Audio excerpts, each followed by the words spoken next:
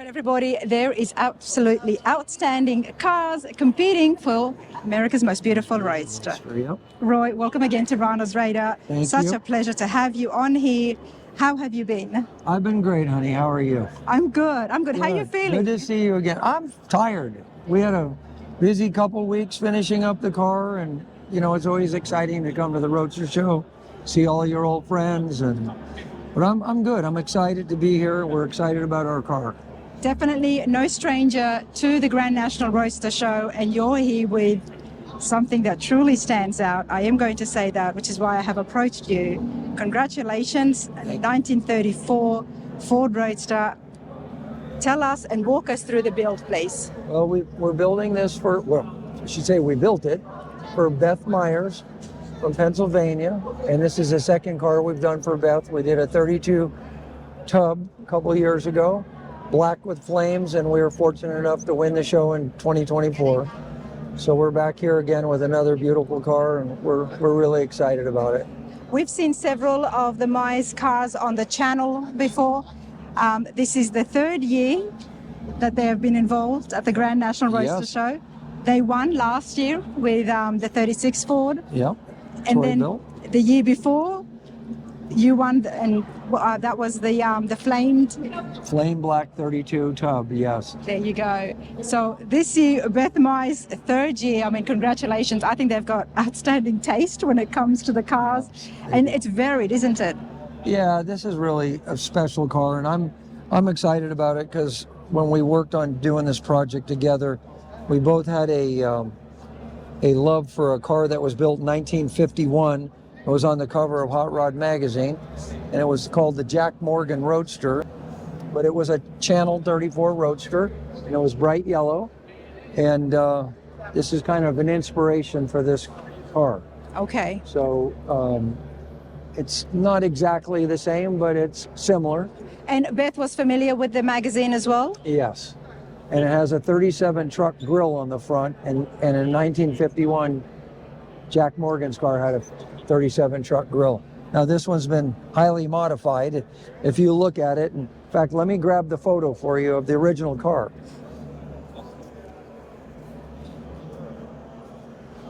This is the car that was inspired us to build this.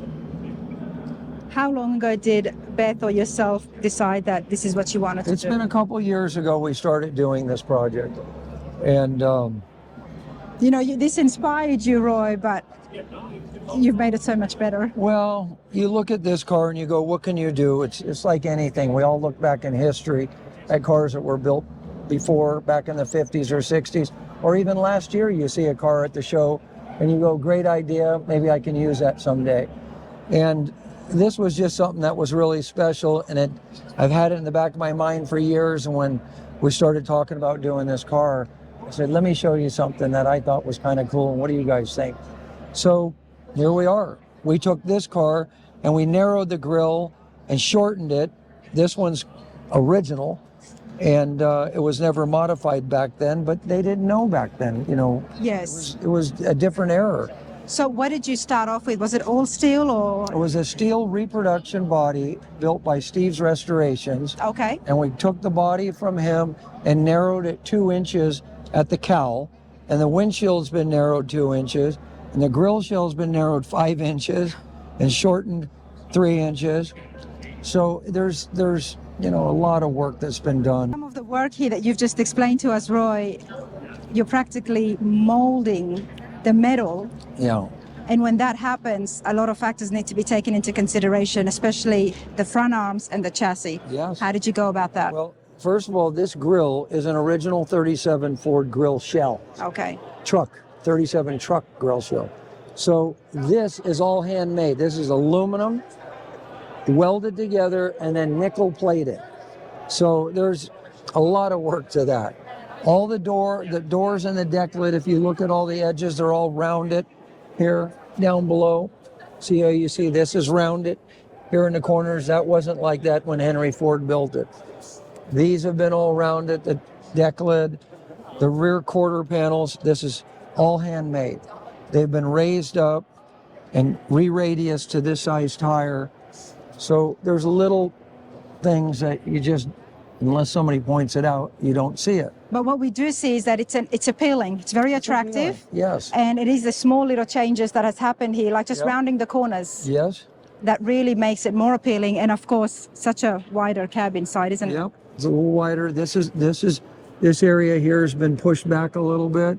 The dash is a 32 Auburn dash panel, handmade dashboard.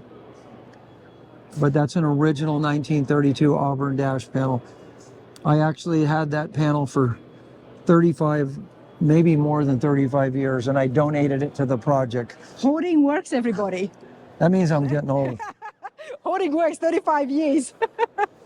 And this is all handmade, all brass trim that's been nickel plated. So there's a lot of subtle things that you have to look for, but we think it all came together. It's one of my Absolutely. favorite cars we've ever done. And that's saying a lot. You've done a fair few in your time, so. Well, this is definitely in the top 2 or 3 cars we've ever built. Is one of absolute favorites. Something we always wanted to build, and you know, Beth was kind enough to give us the opportunity to do this. So Sid Shavers did the leather interior. These are one-off seats he built for it. 51 Ford Crestliner steering wheel. Yeah, this is just absolutely amazing. I mean, a Roadster, when you come to the Grand National Roadster show, there are so many different Roadsters here, right? Yes, there's some beautiful cars here There's this year. some beautiful cars here and a lot of different shapes as well. Yes. It stands out, and it's not just the yellow. Can I call it yellow? What would you call the paint? Well, this color is actually a Ferrari Fly Yellow. And Okay. in the 70s, the color was available. And there were some beautiful Ferraris that use this. And I always had this color in the back of my mind. If we ever did a yellow car, we got to do a Ferrari Fly Yellow. And we all agreed it was the right color for the car. So many things that I like on this Roadster, everybody. One of them is definitely the windshield. Yeah. And then we've got to look at the engine and the drivetrain as well. Let's have a chat about that. But talk to me about the windshield. I mean, it's so feminine. So this is a brass windshield. It's called a Duval windshield. And they were famous back in the 50s. And a guy named George Duval started building them. He owned a chrome plating shop. And over the years, you know, they didn't build a lot of them back in the day. But over the years, there were some hot rodders that decided to reproduce this windshield. And so we've used them a few times. And But you haven't changed it. This is exactly what they made. no, with the this splits. has been narrowed 2 inches compared to what was stock. Because we wanted to make the car smaller in the front. The 33-34s, the cowl is much wider. Yep. Not much, but 2 or 3 inches wider than a 32 Ford. And we wanted to get it back smaller in the front so it didn't look so heavy. And you deleted the vent, and I love that the hood, you've matched the line. Yeah, that's actually stock. That is stock. Yeah, 34 Ford had that like that. Wow. And all this is nickel plated. If you look at all the plating, that's not chrome, that's polished nickel. So if you see the color, it's a little more goldish tint. It really makes it shine, doesn't Wheels it? are polished aluminum, so you could see how the color changes. The grille is actually polished nickel also. Talk to me about the brakes, Roy. These are Lincoln brakes. These are reproduction early Lincoln drum brakes. And hot rodders have been using these for years. And we just thought it was period correct for this car.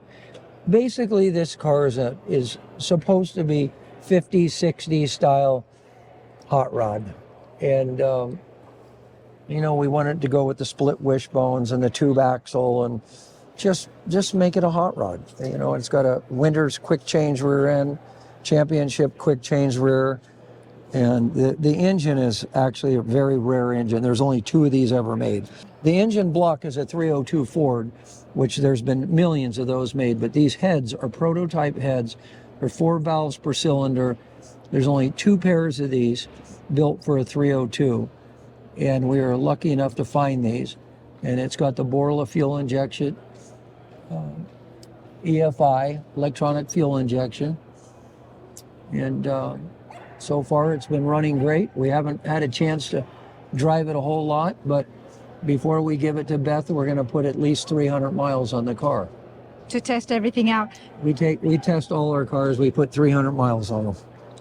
Yesterday, I was here with a great photographer. Scott was here as well, and we were looking at the engine. And I said, look, I said, I don't know what that is. It's magnificent. I've never seen heads like that on a Ford. Yeah, and there you go, one of only two. Yeah, one of two.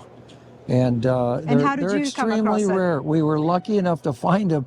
Actually, what happened, the guy that found these found them from a Ford engineer in Detroit, Michigan, and he had them in a car, and the car ended up coming to our shop. It was in a 32 Ford Coupe, and one of my customers happened to buy the car with that engine, and he goes, I want to put a Chevrolet motor in. Did he know what it was? He did, but he didn't care. He wanted a Chevrolet.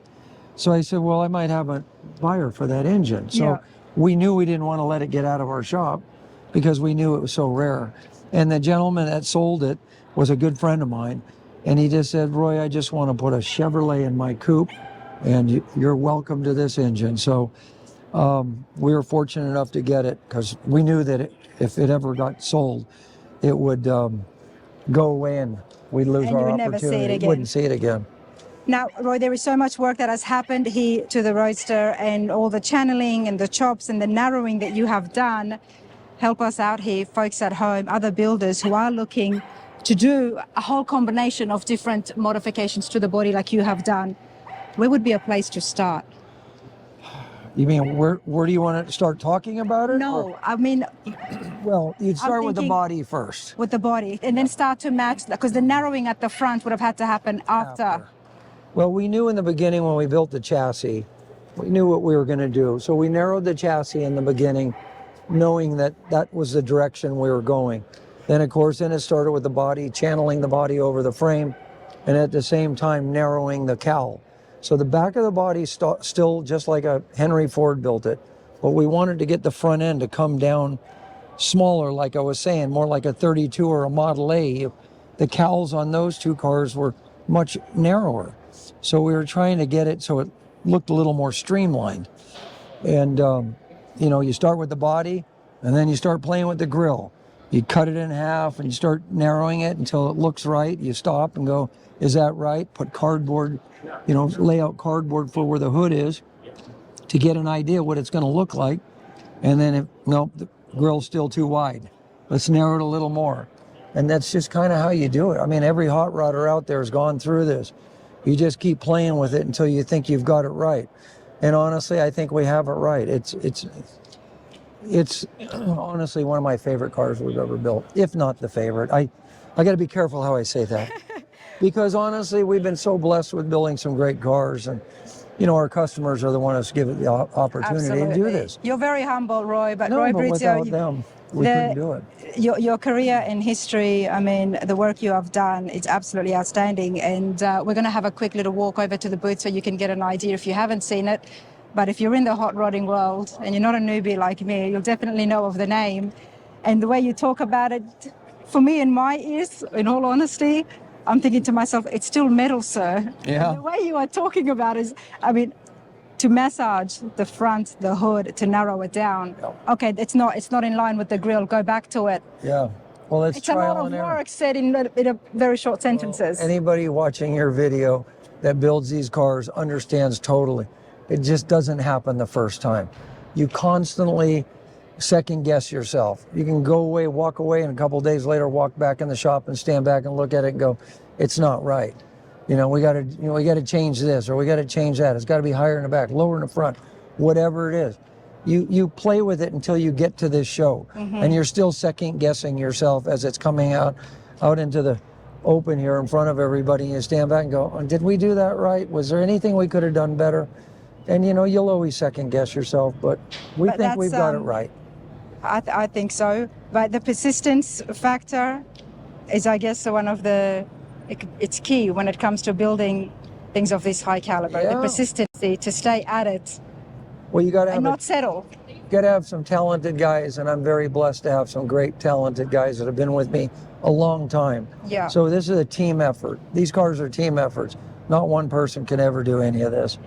And luckily enough that I've got a great team, and very loyal employees, and we've all done this together. Spend more time with them than my own family. So, you know, everybody knows how much work goes into these hot rods. Exactly. You do it from here. If you don't start from your heart, then everything works after that. This is why I like to do my interviews, everybody. It's not just about getting to see and find out exactly what's involved and the outstanding and winning builds that we've got, but it's more so to see how much work and the determination that comes from the builders, and it comes from the heart, because if you don't have the heart, there's no way you could put this level. No, you couldn't do this for 50 years like I have if you didn't love it. Believe me, it's a labor of love. You've heard that word, right? Well, you're tired and you've had. I am tired. You are tired, but you're still smiling. Why don't we take a walk?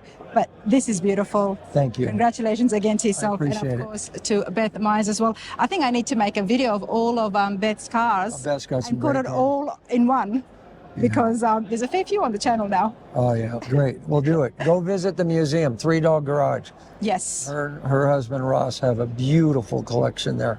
You don't want to miss it, and they welcome hot rodders there all the time. Well, everybody, there you go. Come look- on in, Chip.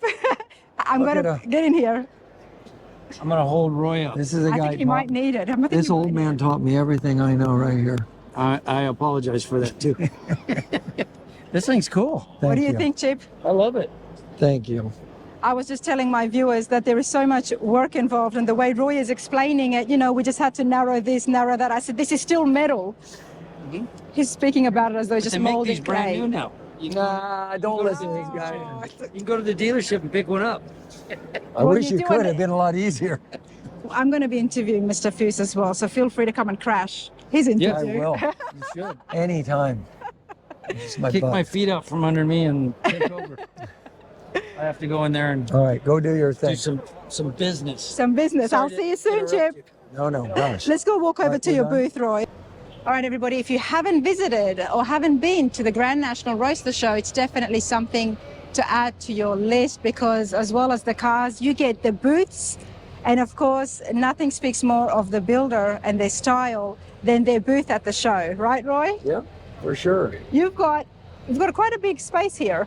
Well, we do this every year for the last, 40 years. We generally bring 6 new cars that we've built and show them off here. And, you know, it's great for the customers. They get to come hang out with us and be part of the show and show off their car. This is And after 6 this, they start driving them. I love it. This is 6 of your latest builds. Yeah, that one's pretty special right there, huh? That rusty one. Oh, I like the rust. Let me Yeah, go ahead we- and put this down and we can walk in. So, yeah, this car here is brand new. Okay. 32 Roadster, Brookville body. And we've built probably 4 cars for this gentleman, Joe Rabosi, over the years. 32 Roadsters, 32 Coupes.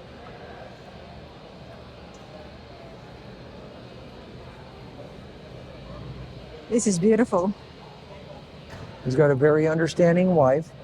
Kathy puts up with all this. Joe and Kathy Rabosi's. Rabosi. 32. Rabosi. Oh, beautiful. Of course, Sid Shaver's interiors.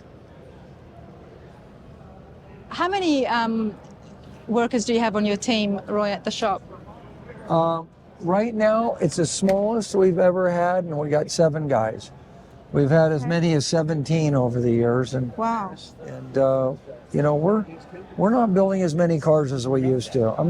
I'm trying to retire. 6 new in the year is pretty big still. Well, we've got 7 more we're doing right now at the shop that we'll finish Okay. for next year. We'll bring those. So how many were you doing? We Prior to usually that. average about 10 cars a year, Okay. and now we're averaging about 6 to 7 a year because we have less guys. Yeah. But that's still like, Yeah, no, we just keep them rolling. They're constantly going all the time. now talk to me about this. I do All right. love seeing I things in figured you'd want to patina. ask about this. I So, do, sir. This belongs to Ross and Beth Myers. Ross found this car at a swap meet, and he sent it out to me and said, I got something on. He didn't even want to tell me what he was sending.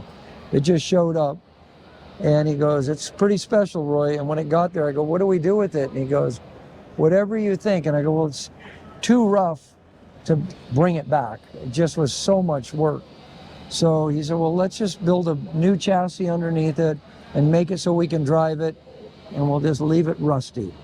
But of course, the interior has been completely redone, and it's got a flathead Ford with fuel injection, winter's quick change rear end, but all the chassis was all torsion bar suspension, so it's all new. It's a brand new car underneath, but it's an original 36 Ford Roadster. I look forward to meeting Beth and Ross, honestly. I really wonderful do. people. And I've missed them last couple of years. I know they have been here as well.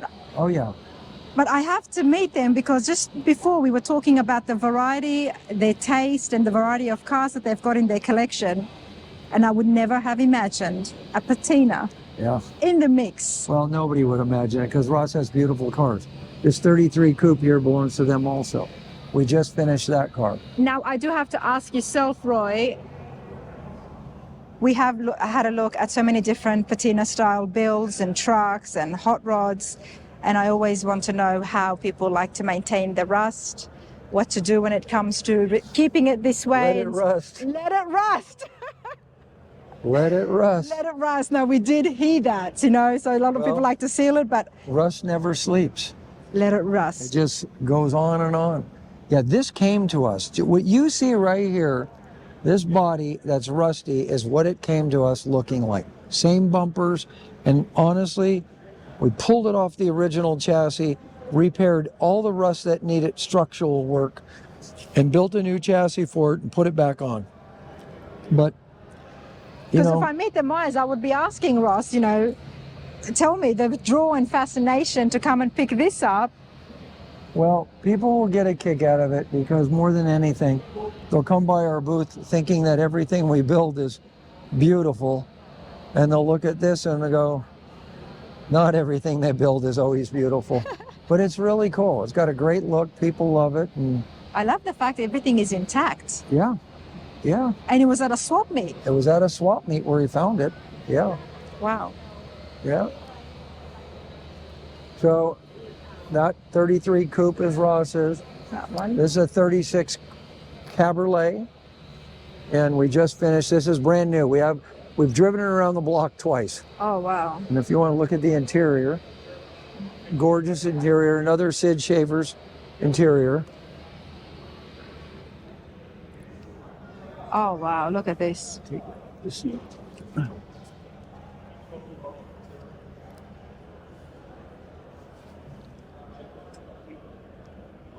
You know, Roy has a very sore back, so I'm not going to ask him to come and jump the rope with me, which is why I'm only getting in this much, but this is really spectacular.